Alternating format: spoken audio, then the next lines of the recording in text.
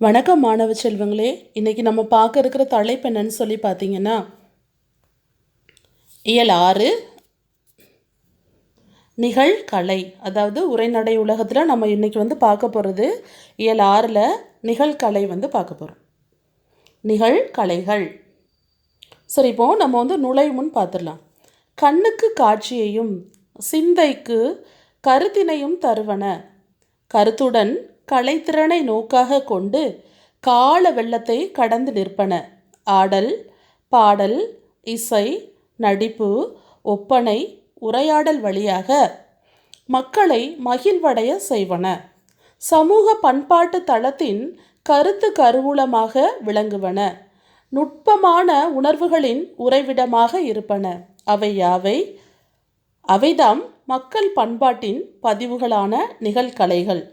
சரி, இப்போ நிகழ்கலைனா என்னன்னு சொல்லி பார்க்க, மக்கள் கண்ணு முன்னாடி அதாவது நடக்கக்கூடிய ஆடல், பாடல், இசை, நடிப்பு, ஒப்பனை, இதை தான் நம்ம என்னென்னு சொல்கிறோன்னா நிகழ்கலைகள் நம்ம சொல்கிறோம். இப்போ இந்த நிகழ்கலைகள் என்னென்னலாம் பார்த்தீங்கன்னா, அந்த கரகாட்டம், மயிலாட்டம், ஒயிலாட்டம், காவடி ஆட்டம், தேவர் ஆட்டம், தெருக்கூத்து, தப்பாட்டம், இது எல்லாத்தையுமே நம்ம ஒவ்வொரு ஆட்டத்தையும் என்னென்னன்றதை நம்ம பார்க்க போகிறோம். சரி, இப்போ பாடத்துக்குள்ளே போயிடலாமா?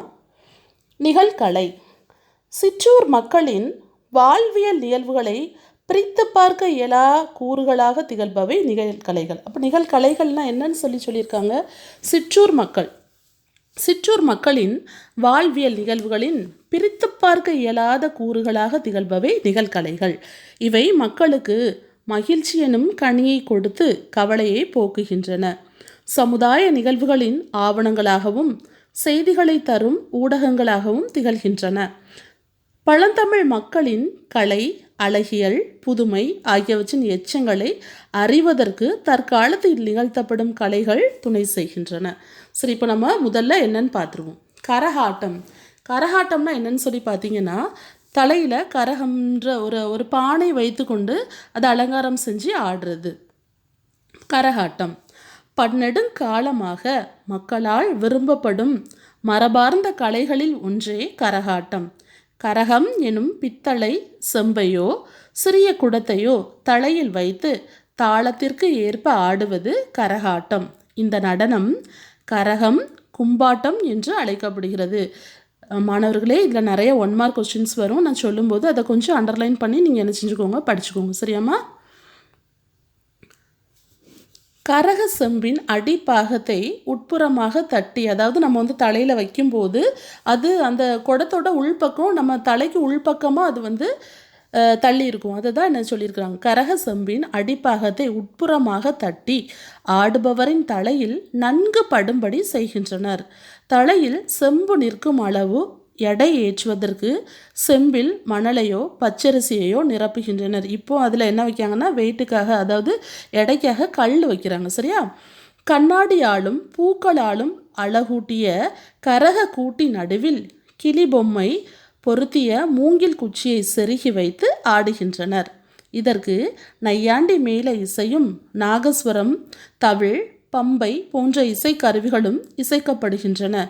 ஆணும் பெண்ணும் சேர்ந்து நிகழ்த்தும் கரகாட்டத்தில் சில நேரங்களில் ஆண் பெண் வேடமிட்டு ஆடுவதும் உண்டு. கரகாட்டம் நிகழ்த்துதலில் இத்தனை பேர்தான் நிகழ்த்த வேண்டும் என்ற வரையறை இல்லை. அதாவது ஒருத்தர் தான் ஆடணும், 2 பேர் தான் ஆடணும் அப்படின்ற வரையறை இல்லை. எத்தனை பேர் வேணாலும் என்ன செய்யலாம், ஆடலாம். நீரற வரியா கரகத்து என்ற புறநானூற்று பாடலடியில் கரகம் என்ற சொல் இடம்பெறுகிறது. அப்போ புறநானூற்று பாடத்தில் அந்த காலத்திலே என்ன செஞ்ச புறப்பொருள் பாட்டில் சொல்லியிருக்காங்கன்னா, அப்போ இருந்து இன்னும் வரைக்கும் என்னது அந்த கரகாட்டம் நிகழ்ந்து நடைபெற்று கொண்டே வருகிறதுன்றதை நம்ம தெரிஞ்சுக்கலாம். சிலப்பதிகாரத்தில் மாதவி ஆடிய 11 வகை ஆடல்களில் குடக்கூத்துன்னு என்னன்னு சொல்லி பார்த்தீங்கன்னா, தலையில் குடத்தை வச்சு ஆடுறது. அதாவது இப்போ நம்ம கரகாட்டம் சொல்கிறோம் இல்லையா, அப்போ இந்த சிலப்பதிகாரத்தில் மணிமேகலை அந்த 11 வகையான ஆடல்களில் ஒன்று குடக்கூத்து அப்படின்னு சொல்லியிருக்காங்க. குடக்கூத்து என்ற ஆடலும் குறிப்பிடப்படுகிறது. இதுவே கரகத்திற்கு அடிப்படை என்றும் கருதப்படுகிறது. இது தமிழகத்தில் எந்தெந்த ஊர்களெல்லாம் நடக்குதுன்னு பாருங்கள். மதுரை, திண்டுக்கல், திருச்சி, தஞ்சாவூர், கோயம்புத்தூர், திருநெல்வேலி முதலிய மாவட்டங்களில் நிகழ்த்தப்படுகிறது. சரி, அடுத்து நம்ம பார்க்க போகிறது மயில் ஆட்டம். மயில் போல வேடமிட்டு ஆடுறது. தான் மயிலாட்டம். அந்த மயில் போல் கூடுக்குள்ளே இருந்து என்ன செய்வாங்க, ஆடுறது வந்து மயிலாட்டம். மயில் வடிவுள்ள கூட்டுக்குள் ஒருவர் தன் உருவத்தை மறைத்து கொண்டு நையாண்டி மேளத்திற்கு ஏற்ப ஆடும் ஆட்டமே மயிலாட்டம். இதில் வந்து நீங்கள் உங்களுக்கு தெளிவாக விளக்கமாக சொல்கிறதுக்கு எதுவுமே இல்லை. நீங்கள் வாசித்தாலே உங்களுக்கு என்ன செஞ்சிடும், புரிஞ்சிடும். இந்த பாடத்தை நீங்கள் வந்து சுலபமாக படிச்சிடலாம். நையாண்டி மேளம் இசைக்க காலில் கட்டப்பட்டுள்ள சலங்கை ஒலிக்கு மயிலின் அசைவுகளை ஆடி காட்டுவர். கரகாட்டத்தின் துணை ஆட்டமாகவும் மயிலாட்டம் ஆடப்படுகிறது. ஊர்ந்து ஆடுதல், மிதந்து ஆடுதல், சுற்றி ஆடுதல், இறகை விரித்தாடுதல், தலையை சாய்த்தாடுதல், தாவி ஆடுதல், இருபுறமும் சுற்றி ஆடுதல், அகவுதல், தண்ணீர் குடித்து கொண்டே ஆடுதல் ஆகிய அடவுகளை கலைஞர்கள் இவ்வாட்டத்தில் ஆடி காட்டுவர். இப்போ மயில் எப்படியெல்லாம் நடனம் ஆடும் அப்படின்றத நமக்கு என்ன செய்கிறாங்க, இதில் வந்து சொல்லியிருக்கிறாங்க. அடுத்து நம்ம வந்து பார்க்க போகிறது காவடி ஆட்டம். காவடினா அந்த தோள்பட்டைகளில் ஒரு வளைஞ்ச பலகை மாதிரி, அந்த குச்சி மாதிரி வளைச்சி வச்சு அந்த பலகை மாதிரி வச்சு ஆடுறது தான் காவடி ஆட்டம்னு சொல்லி சொல்லுவாங்க. அந்த தட்டையாக நெட்டுக்கு ஒரு கம்பு மாதிரி இருக்கும், அந்த வளைஞ்ச பலகை வச்சு ஆடுறது. கா என்பதற்கு பாரம் தாங்கும் கோல் என்று பொருள். கா என்பதற்கு பாரம் தாங்கும் கோல் என்று பொருள். இரு முனைகளிலும் சம எடை கட்டிய தண்டினை தோளில் சுமந்து ஆடுவது காவடி ஆட்டம். மரத்தண்டின் இரு முனைகளிலும் சிற்ப வேலைப்பாடுள்ள பலகையை பொருத்தி மூங்கில் குச்சிகளால் அரை வட்டமாக இணைக்கின்றனர். அந்த அரைவட்ட பகுதியை பட்டு துணியால் மூடி அழகுபடுத்துகின்றனர். மேலும் மயிலிறகு கற்றைகளை இருபுறமும் பொருத்தி மணிகளால் அழகுபடுத்தி காவடியை உருவாக்குகின்றனர். காவடியின் அமைப்புக்கு ஏற்ப மச்சக்காவடி, சர்ப்ப காவடி, பூக்காவடி, தேர்காவடி, பறவை காவடி என்று அவற்றை அழைக்கின்றனர். மலேசியா உட்பட புலம்பெயர் தமிழர் வாழும் பிற நாடுகளிலும் காவடி ஆட்டம் ஆடப்படுகிறது. அடுத்து நம்ம பார்க்க போகிறது ஒயிலாட்டம். அதாவது ஒரே நிற துணியை வந்து கையில் வச்சுட்டு முண்டாசு கட்டி கொண்டு ஆடுறது தான் என்னது, ஒயிலாட்டம். ஒரே நிற துணியை முண்டாசு போல கட்டியும் காலில் சலங்கை அணிந்தும் கையில் வைத்துள்ள சிறு துணியை இசைக்கேற்ப வீசியும் ஒயிலாக ஆடும் குழு ஆட்டமே ஒயிலாட்டம். உணர்ச்சிக்கு ஏற்ப பாட்டின் சந்தமும் சந்தத்திற்கேற்ப ஆட்டத்தின் இசையும் மாறி மாறி மனதை ஈர்க்கும். இதில் கம்பீரத்துடன் ஆடுதல் என்பது தனிச்சிறப்பாகும். ஒயிலாட்டத்தை இரு வரிசையாக நின்றும் ஆடுகின்றனர். ஒருவருக்கொருவர் இடம் விட்டு விலகி நின்று ஆடும் இந்த ஒயிலாட்டத்தை பெரும்பாலும் ஆண்கள் ஆடுவதே வழக்கத்தில் உள்ளது. அதாவது பெண்கள் ஆட மாட்டாங்க, ஆண்கள் ஆடுறது தான் வழக்கத்தில் இருக்குன்னு சொல்கிறாங்க. ஆனால் இப்போ என்ன செய்கிறாங்க, பெண்களும் ஆடுறாங்க. ஒரே குழுவில் வயது முதிர்ந்தவர்களும் இளைஞர்களும் இணைந்து ஆடுவதும் உண்டு. இந்த ஆட்டத்தில் தோளால் கட்டப்பட்ட குடம், தவில், சிங்கி, டோலக், தப்பு போன்ற இசைக்கருவிகள் பயன்படுத்தப்படுகின்றன. அடுத்து நம்ம வந்து பார்க்க போகிற ஆட்டம் தேவர் ஆட்டம், அதாவது சேவை ஆட்டம். சரியா? இதுவும் கிட்டத்தட்ட ஒயிலாட்டமும் ஒன்றுன்னு தான் சொல்லுவாங்க. இது கொஞ்சம் வித்தியாசமானது. என்னன்னு சொல்லி நம்ம வந்து பார்த்துடலாம். தேவர் ஆட்டம், சேவை ஆட்டம். தேவர் ஆட்டம் வானத்து தேவர்கள் ஆடிய ஆட்டம் என பொருள் கொண்டது. அந்த பெயர்னால தேவராட்டம் சொல்லி அழைக்கப்பட்டது. இது ஆண்கள் மட்டுமே ஆடும் ஆட்டம். உருமி என பொதுவாக அழைக்கப்படும் தேவ துந்துபி தேவராட்டத்திற்குரிய இசை கருவி. குறித்து வச்சுக்கோங்க, தேவ துந்துபி தேவராட்டத்திற்குரிய இசை கருவி. இந்த கலை வேட்டி கட்டியும் தலையிலும் இடையிலும் சிறு துணி கட்டியும் கால்களில் சலங்கை அணிந்தும் எளிய ஒப்பனையுடன் நிகழ்த்தப்படுகிறது. ஒப்பனைனா என்னன்னு தெரியும் இல்லையா உங்களுக்கு? அலங்காரம். இவ்வாட்டத்தில் பெரும்பான்மையாக 8 முதல் 13 கலைஞர்கள் கலந்து கொள்ள வேண்டும் என்பது பொது மரபாக உள்ளது. தேவராட்டம் குறிப்பாக சடங்கு சார்பாக ஆடப்படுகிறது. தேவராட்டம் போன்றே ஆடப்பட்டு வருகின்ற கலை சேவை ஆட்டம். ஆட்ட கலைஞர்கள் சேவை பலகை, சேமக்களம், ஜால்ரா ஆகிய இசைக்கருவிகளை இசைத்து கொண்டே ஆடுகின்றனர். இதனை இசைச்சார்பு கலையாகவும் வழிபாட்டு கலையாகவும் நிகழ்த்துகின்றனர். அடுத்து நம்ம வந்து பார்க்கக்கூடிய ஆட்டம் வந்து பொய்க்கால் குதிரை ஆட்டம். பொய்க்கால்னா என்னது? குதிரை போலே உருவம் கொண்டு காலில் கட்டை வைத்து கொண்டு ஆடுறது தான் பொய்க்கால் குதிரை ஆட்டம். போல செய்தல் பண்புகளை பின்பற்றி நிகழ்த்தி காட்டும் கலைகள் பொய்க்கால் குதிரை ஆட்டம். மரத்தால் ஆன பொய்க்காலில் நின்று கொண்டு குதிரை வடிவுள்ள கூட்டை உடம்பில் சுமந்து கொண்டும் ஆடும் ஆட்டமே பொய்க்கால் குதிரை ஆட்டம். அரசன் அரசி வேடமிட்டு ஆடப்படும் இவ்வாட்டம் புரவி ஆட்டம், புரவி நாட்டியம் என்ற பெயர்களிலும் அழைக்கப்படுகிறது. இது மராட்டியர் காலத்தில் தஞ்சைக்கு வந்ததாக கூறப்படுகிறது. கலைஞர்கள் தங்கள் கால்களை மறைக்கும் உயரத்திற்கு துணியை கட்டிக்கொள்கின்றனர். காலில் சலங்கை அணிந்தும் அரசன் அரசி உடை அணிந்தும் கிரீடம் அணிந்தும் ஆடுகின்றனர். குதிரை மேல் ஏறி பயணம் செய்வது போன்று கடிவாளத்தை ஆட்டியும் காலை உயர்த்தியும் 4 புறமும் ஓடியும் ஆடுகின்றனர். பொய்க்கால் குதிரை ஆட்டத்திற்கு பாடல்கள் பயன்படுத்தப்படுவது இல்லை. நையாண்டி மேளமும் நாகஸ்வரமும் இசைக்கப்படுகின்றன. இது ராஜஸ்தானில் கச்சிக்கொடி என்றும் கேரளத்தில் குதிரைக்களி என்றும் அழைக்கப்படுகிறது. எந்த ஊரில் என்னென்ன பெயரில் அழைக்கப்படுது அப்படின்றத குறித்து வச்சுக்கோங்க. அடுத்து நம்ம பார்க்க போகிறது தப்பு ஆட்டம். அதாவது பறை அப்படின்றது சொல்லுவாங்க. தப்புன்னா என்னது, அந்த கையில் கொட்டு மாதிரி வச்சு அடிக்கிறாங்க இல்லையா, அதை தான் சொல்கிறோம். அது பறை அப்படின்னு சொல்கிறாங்க. தப்பு என்ற தோல் கருவியை இசைத்து கொண்டே அதன் இசைக்கு ஏற்ப ஆடுகின்ற நிகழ்கலையே தப்பாட்டம் ஆகும். ஆண்கள் மட்டுமே ஆடி வந்த இந்த ஆட்டம் தற்போது பெண்களாலும் ஆடப்படுகின்றது. இவ்வாட்டம் தப்பாட்டம், தப்பட்டை, தப்பு என்றும் அழைக்கப்படுகின்றது. தப்பு என்பது வட்ட வடிவமாக அமைந்துள்ள அகன்ற தோற்கருவி.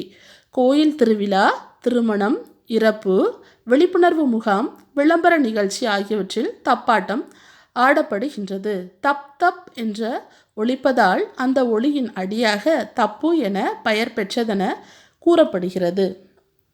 தகதக என தாளத்தில் பதிலை திமிழை துடி தம்பட்ட மும்பெருக என்று அருணகிரிநாதர் தப்பாட்ட இசையை குறித்து பதிவு செய்துள்ளார். இதனை பறை என்றும் அழைப்பர். தப்பாட்டமும் பறையும் ஒன்றுதான். ஒன்றை சொல்லுவதற்கு என்றே, அதாவது பறை இசைக்க வல்ல தாள கருவி பறை.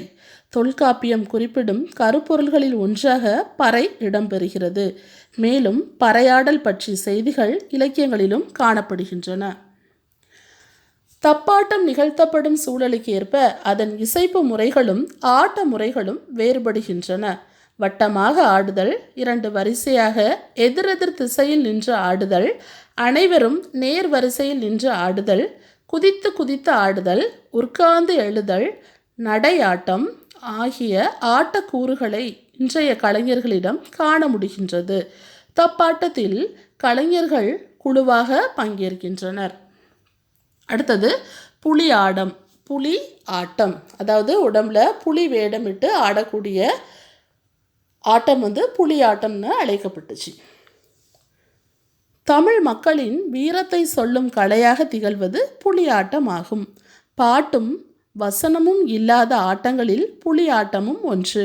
விழாக்களில் புலி வேடமிடுவோர் உடம்பெங்கும் புலியை போன்று கருப்பும் மஞ்சளுமான வண்ண கோடுகளை இட்டு துணியால் ஆன வாளை இடுப்பில் கட்டி கொள்வர். தப்பு மேளத்திற்கு ஏற்ப ஒருவரோ இருவரோ ஆடுவர். புலியை போன்று நடந்தும் பதுங்கியும் பாய்ந்தும் எம்பி குதித்தும் நாக்கால் வருடியும் பற்கள் தெரிய வாயை பிளந்தும் உருமியும் பல்வேறு அடவுகளை வெளிப்படுத்துகின்றன. அதாவது புலி எப்படியெல்லாம் அந்த தன்னுடைய கோபத்தை வெளிப்படுத்துமோ அதே போல் பாவனைகள் என்ன செய்கிறாங்க. அடுத்து நம்ம பார்க்கக்கூடியது தெருக்கூத்து. உடம்பு ஃபுல்லாக ஒப்பனை செய்து கொண்டு ஆடுவது தான் என்னது தெருக்கூத்துன்னு நம்ம சொல்கிறோம்.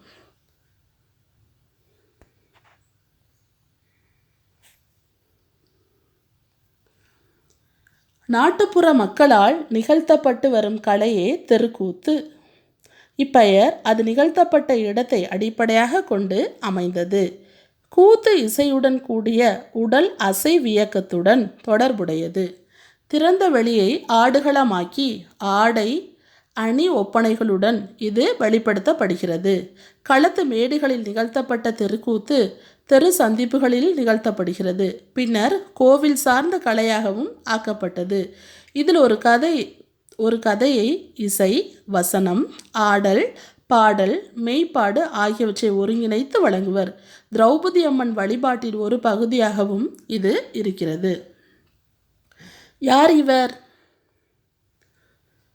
தெருக்கூத்தை தமிழ் கலையின் முக்கிய அடையாளமாக்கியவர். நாடக கலையை மீட்டெடுப்பதே தமது குறிக்கோள் என்றவர் இவர். தமிழ்நாட்டின் வழி வழி நாடக முறையான கூத்து கலையின் ஒப்பனை முறை, கதை சொல்லும் முறையையும் எடுத்துக்கொண்டு புதுவிதமான நாடகங்களை உருவாக்கியவர். அதே வேளையில் நாடகத்தில் பயன்படுத்தும் நேரடி இசை முறையை அறிமுகம் செய்து இசையிலும் மாற்றங்களை நிகழ்த்தியவர். அவர்தான் கூத்துப்பட்டறை நா. முத்துசுவாமி என்ற கலை ஞாயிறு. இவரின் நாடகங்கள் பெரும்பாலும் சமூக அரசியல் மாற்றங்களை பேசின. இந்தியாவில் மட்டுமன்றி உலகின் பல்வேறு நகரங்களிலும் இவரது நாடகங்கள் நடத்தப்பட்டன. இந்திய அரசின் தாமரை திருவிருதையும் தமிழ்நாடு அரசின் கலைமாமணி விருதையும் இவர் பெற்றார். அடுத்தது தெருக்கூத்தோட தொடர்ச்சி நம்ம பார்த்துடலாம். தெருக்கூத்து வேளாண்மை செய்வோரின் கலையாக இருந்தது. அர்ஜுனன் தபசு என்பது மழை வேண்டி நிகழ்த்தப்படுவதாக இருக்கிறது.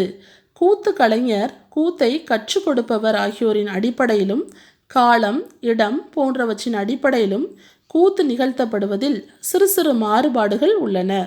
தெருக்கூத்து பொழுதுபோக்கு கூறுகளை பெற்று நாடகமாக வளர்ச்சி அடைந்துள்ளது. இதனை கதகளி போன்று செவ்வியல் கலையாக ஆக்கும் முயற்சிகள் மேற்கொள்ளப்படுகின்றன.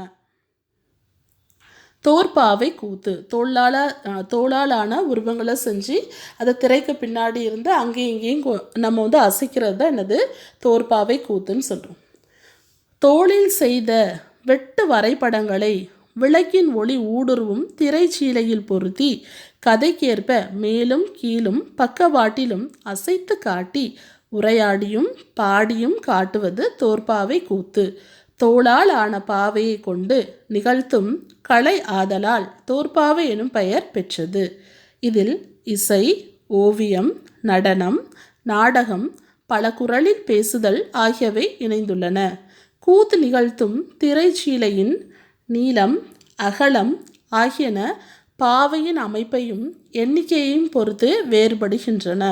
இந்நிகழ்ச்சியில் பாவையின் அசைவு, உரையாடல், இசை ஆகியவற்றோடு ஒளியும் முதன்மை பெறுகின்றது. பாவை குறித்த செய்திகள் சங்க காலம் முதல் 18ஆம் நூற்றாண்டு வரையான தமிழ் இலக்கியங்களில் காணப்படுகின்றன. திருக்குறளில் மரப்பாவையை பற்றி குறிப்பிடப்பட்டுள்ளது. திருவாசகத்திலும் பட்டினத்தார் பாடலிலும் தோற்பாவை கூத்து பற்றிய செய்திகளை காண முடிகிறது. ஊர் ஊராக சென்று நிகழ்த்துகிற கூட்டு குடும்ப கலையாக தோற்பாவை கூத்து விளங்குகிறது. தோற்பாவை கூத்து, கையுறை பாவை கூத்து, பொம்மலாட்டம் என்பனவாகவும் மாற்றம் பெற்றுள்ளது. நிகழ்கலைகள் ஊரக மக்களின் வாழ்வில் இரண்டர கலந்திருக்கின்றன. இவை கற்றோராலும் மற்றோராலும் விரும்பப்படும் கலைகளாக உள்ளன. உழைப்பாளிகளின் உணர்வுகளாக உள்ளன. மக்களின் எண்ண வெளிப்பாடாக, வாழ்க்கையை காட்டும் கண்ணாடியாக, மக்களின் சமய வழிபாட்டிலும் வாழ்வியல் நிகழ்வுகளிலும் பிரிக்க முடியாத பண்பாட்டு கூறுகளாக விளங்குகின்றது. இந்த நிகழ்கலை அந்த காலத்துலலாம் பார்த்திங்கன்னா கிராமத்தில் வேலை செய்கிறவங்க களைப்பாடுறதுக்கு இந்த மாதிரி ஒரு நிகழ்வுகள்லாம் பார்த்து என்ன செய்ய இந்த பாவை கூத்தெல்லாம் சொல்கிறாங்க இல்லையா, அந்த மாதிரி நிகழ்வுகள்லாம் பார்த்து தன்னுடைய களைப்பை என்ன செஞ்சுருக்காங்க, சிரித்து மகிழ்ச்சி அடைஞ்சு அதை போக்கிக்கிட்டாங்கன்னு என்ன செஞ்சுருக்காங்க. இந்த பாடத்தில் சொல்லப்பட்டிருக்கு. சரி, இப்போ பார்த்த நிகழ்கலைகளில் நம்ம பார்த்த எல்லாமே, அதாவது என்னெல்லாம் நம்ம பார்த்தோம் உங்களுக்கு ஞாபகம் இருக்குதா? கரகாட்டம், மயிலாட்டம், காவடி ஆட்டம், ஒயிலாட்டம், தேவராட்டம், பொய்க்கால் குதிரை ஆட்டம், தப்பாட்டம், புலியாட்டம், தெருக்கூத்து, தோற்பாவை கூத்து, இது எல்லாமே உங்களுக்கு தெளிவாக விளக்கமாக புரிஞ்சிருக்கும்னு நினைக்கிறேன். நன்றி மாணவ மாணவிகளே.